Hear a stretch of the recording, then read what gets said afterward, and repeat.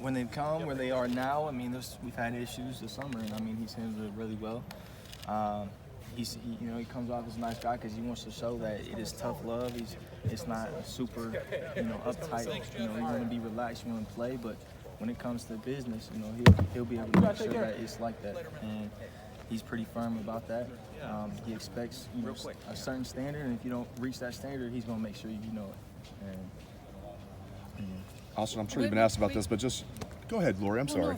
Go ahead. Go ahead. We know what the answer is going to be, but at the same time, it would be unprofessional if we didn't ask. What were those issues? Little things. Guys coming late, not being a body weight, little things. And, he addressed the team as a whole. Same thing with Coach Mack. And it's just, little things like that.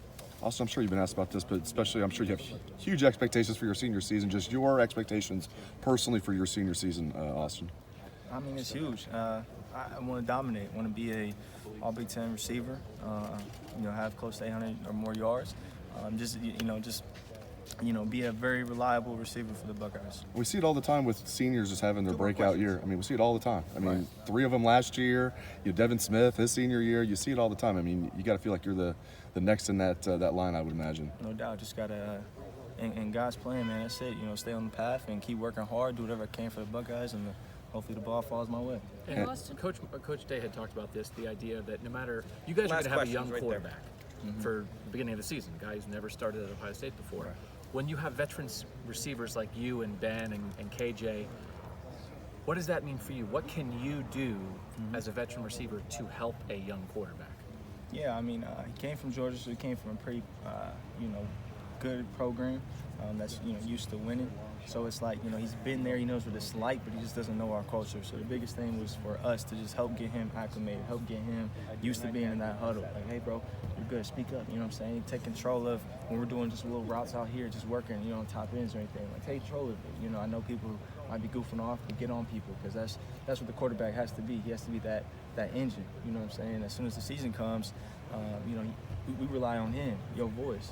And it's like this whole spring, this whole summer, it was all about, getting him to feel confident enough to be able to, be able to take that step and be able to take that, the vulnerability to be able to put yourself out there and make that, change. Hey, Austin, Ryan has this mental health campaign, and I know that part of it is taking your mental health seriously, and you guys have four people you can talk to.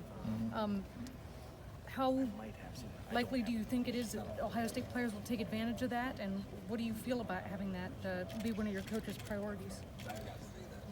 I'm not too sure. I didn't even know that. That was the first time I actually heard about that one. But I'm sure we'll hear about it soon, and that's actually really awesome because it's huge. A lot of people don't understand that, especially even in a time like this, especially for young guys like freshmen, coming to the first camp. Camp is real, and you go through a lot of things that are mentally strenuous. So I think stuff like that will be actually really awesome. So I'm excited to see where his plans are for that. Great. Austin, thank you very much. Thank you, Austin. Appreciate you.